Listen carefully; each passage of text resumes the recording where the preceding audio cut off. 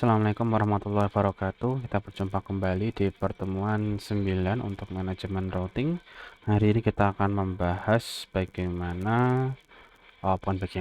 apa sih yang namanya interior gateway routing protocol yang merupakan kelanjutan daripada border gateway protocol. Nah, yang sudah kita pelajari sebelumnya bahwa yang namanya Border Gateway Protocol itu adalah sebuah protokol routing yang biasanya digunakan di level negara biasanya ya. Karena ini berkenaan dengan sistem otonomos yang bisa berbeda-beda dari masing-masing negara ya. Karena memang juga berkaitan dengan kebijakan dalam negerinya. Nah, bisa kita bandingkan lah ya, yang Indonesia yang negaranya kepulauan, yang di mana-mana banyak lautnya, terus dibandingkan dengan Singapura yang negaranya kecil, ya, itu jelas berbeda kebijakan dalam internetnya. Jangkauannya juga berbeda. Maka dalam implementasinya, routingnya itu juga berpengaruh di protokolnya. Nah, di kesempatan kali ini kita akan membahas mengenai IGP atau Interior Gateway Protocol yang dimana itu adalah sebuah pertukaran informasi, ya router bertukar informasi antar gateway dalam sistem otonom. Jadi dalam negeri itu dia saling bertukar informasi. Nah, cara yang paling simpel untuk memahami ini itu misalnya kita ada ISP seperti Indosat, Telkomsel, ya, kemudian ada XL, ada Tri. Nah, untuk bisa berkomunikasi antar satu dengan ISP lainnya, maka dibutuhkanlah yang namanya Interior Gateway Protocol, yang dimana dia menghubungkan ISP1 dengan ISP lainnya. Sehingga kita bisa melakukan chatting atau ngirim WA dari operator satu ke operator lainnya. Ya. Nah, biasanya memang dia jangkauannya adalah sistem lokal perusahaan. Kita bilangnya ISP-nya tadi. Nah, ini adalah ilustrasi daripada apa yang saya jelaskan tadi, bahwasanya yang namanya BGP akan dipecah menjadi dua, yaitu adalah eksterior yang dia membatasi dua sistem yang berbeda, sistem otonom yang berbeda ya, seperti Indonesia dengan Singapura, Indonesia dengan Malaysia dan lain-lain. Ya, itu dihubungkan dengan exterior routing protocol.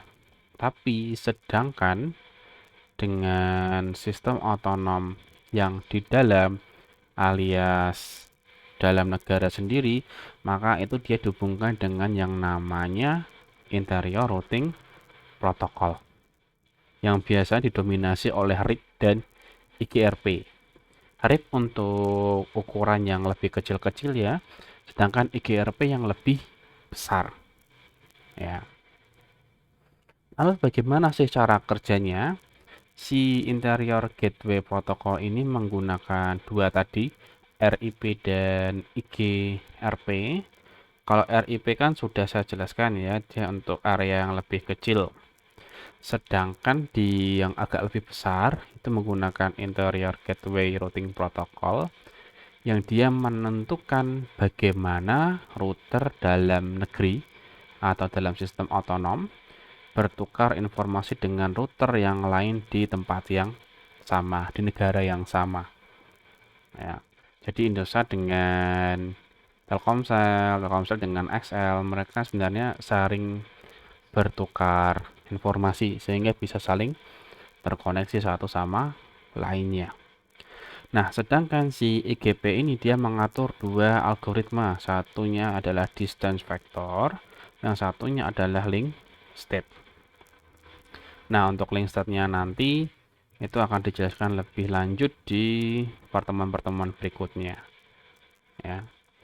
Nah, biasanya si IGRP ini atau disebut IGP ya. Dia IGP itu dia menggunakan RIP dan IGRP.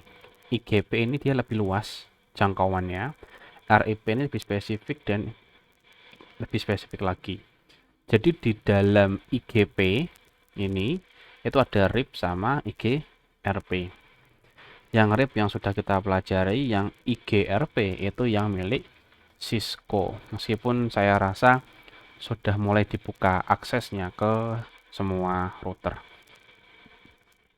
Nah, kenapa sih kita perlu memakai yang namanya IGRP bukan RIP? Nah, kita tahu sendiri kalau yang namanya RIP dia punya batasan jumlah router yang bisa dijangkau. Maka di level yang lebih tinggi, yang lebih banyak perangkatnya digunakan yang namanya IGRP. Kenapa? Dia stabil ketika jaringan itu ukurannya besar dan kompleks. Jadi bukan urusan 10-15 router lagi, tapi bisa sampai ratusan router. Coba bayangkan di Indonesia sendiri, untuk menghubungkan semua dari Sabang sampai Merauke, itu nggak mungkin pakai 100 router, pasti seribuan. Banyak sekali, dia tersebar di penjuru daerah. Dan tidak boleh ada loop perutan yang terjadi bahkan secara transien atau transparan. Ya, sehingga terkadang memang ketika kita bikin jaringan itu ada sistem looping, yaitu yang harus dihindari.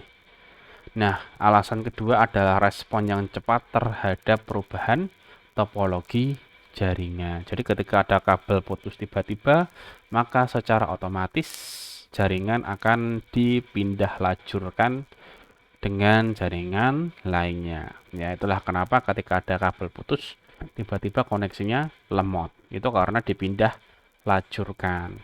Ya. Selain itu juga memilih overhead yang rendah, yang artinya dalam mengirimkan paket routing itu ukurannya sangat kecil-kecil. Sehingga tidak perlu bandwidth yang banyak ketika dia melakukan tugasnya. Selain itu juga dapat membagi lalu lintas di antara beberapa rute paralel. Jadi ketika ada router dengan tujuan yang sama, itu bisa dipecah-pecah jaringannya, lalu lintasnya. Ada yang harus ambil posisi kiri, ada yang posisi kanan, ada yang posisi tengah. Itu diatur oleh IGRP. Ya. Kemudian dia bisa melakukan pertimbangan kesalahan error ketika berat atau bobot di lajur itu dia berbeda. Nah, memang terkadang dalam jalur paralel kita kan nggak tahu kualitas kabel yang digunakan bagaimana. Ada yang satu pakai fiber optik, ada yang satu pakai kabel Ethernet, makanya dia kecepatannya pasti berbeda. Nah, di situ IGRP dapat mempertimbangkan, oh yang paketnya gede-gede lewat fiber optik, yang paketnya kecil-kecil kayak email lewatnya yang tembaga biasa. Ya, itu yang bisa dilakukan oleh IGRP. Nah, IGRP sendiri itu punya sejarah panjang, ya, yang dimana itu dibuat oleh Xerox, ya. Oh, bukan ya, bukan Xerox ya. Itu dia memiliki kesamaan dengan protokol lainnya seperti RIP punya Xerox, RIP punya Berkeley dan DeVos Hello. Ya. Nah, yang membuat berbeda antara IGRP dan RIP itu adalah rancangan untuk jaringan yang berukuran besar dan kompleks. RIP itu paling mentok dia hanya bisa menangani 15 router, 15 hop lompatan. Sedangkan IGRP bisa lebih dari itu. Ya. Jadi di dalam interior gateway protokol dengan protokol IGRP, dia bisa menghubungkan banyak sekali routing ya router ya yang ada di jaringan secara baik. Itulah kenapa IGRP itu digunakan untuk skala dalam negeri. Ya. Itulah kenapa ketika ada kasus kecantol kabelnya, itu sebenarnya lemotnya bukan karena kecantolnya, tetapi dialihkan ke jalur lainnya. Ya, yang aslinya dia dari Indonesia ke Singapura, karena dia putus, akhirnya dilewatkan dulu ke Malaysia atau Thailand, barulah menuju ke Singapura, tergantung lajurnya. Nah, selain perbedaan lainnya dengan RIP, IGRP menggunakan penghitungan yang berbeda daripada RIP, ya. Metrik yang digunakan dalam IGRP selain bobot atau kos perjalanan, ada yang namanya waktu tunda topologi. Jadi topologi ketika dia ditambahi atau dikurangi, di situ ada masa tunggunya untuk melakukan perubahan update. Kemudian bandwidth, ya, tersempit di jalur tersebut. Dia cari tahu jalur mana sih yang lemot, jalur mana yang cepat, itu akan menjadi perhitungan. Kemudian hunian saluran jalur, di sini yang dimaksudkan adalah kepadatan jalurnya. Kalau jalurnya padat maka dia menjadi pertimbangan kedua, tapi kalau jalurnya ternyata kosong, plong, tidak ada data yang lewat, maka diutamakan. Kemudian adalah keandalan jalur, kestabilan jalur, ya, di sini maksudnya adalah jalur yang digunakan itu adalah stabil, tidak sering goyah, tidak sering putus-putus, jitternya kecil.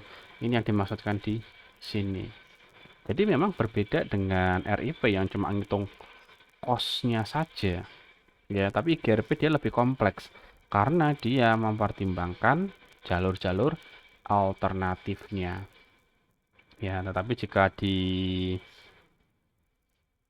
listing jalan seperti ini, ya, RIP untuk organisasi kecil dengan maksimum hingga 15, sedangkan IGRP itu ukurannya sangat besar hingga maksimum 255. Nah, misalnya di Indonesia kalau diterapkan 255 itu sudah mentok, berarti dipecah lagi nanti per provinsi. Per provinsi ternyata lebih tidak mampu, dipotong per kota atau per kecamatan, ya. Ada kota, kabupaten. Kota nggak cukup, dipecah lagi jadi kecamatan. Seperti itu seterusnya. Ya.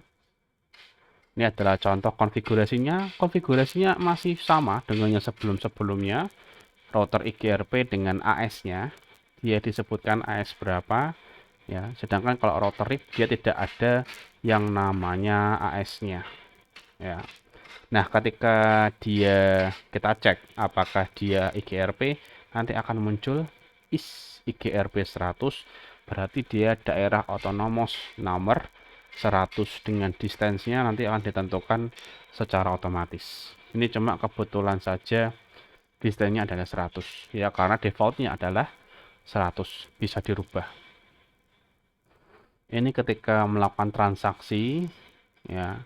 Jadi IGRP dia akan melakukan pembaruan terus-menerus dari jalur A, jalur B yang dia punya akan dikirim terus-menerus. Ya, kurang lebih seperti itu untuk materinya. Ya, saya cukupkan, saya ucapkan terima kasih. Assalamualaikum warahmatullahi wabarakatuh.